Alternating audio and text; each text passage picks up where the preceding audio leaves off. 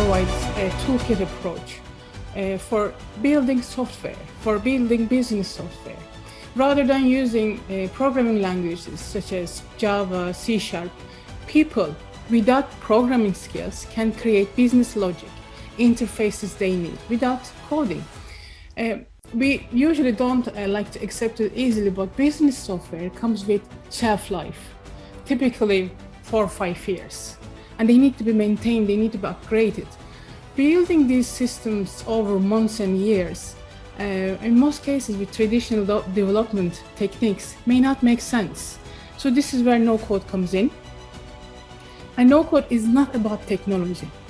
It's about people. It's about empowering people to create the technology they need.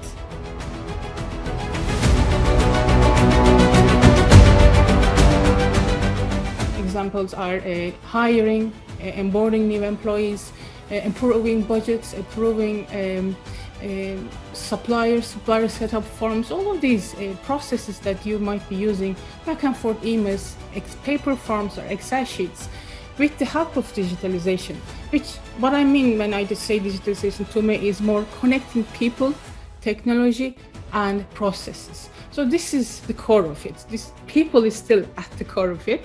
And what we are trying to do to replace these manual tasks, manual work that people are doing repetitively with online tools, online systems that are user-friendly. I think our future focus is the technology being more approachable for people, for a more inclusive future for everyone, whether they are technical or not, but a more inclusive future for everyone so that they can unleash the innovation they have inside them.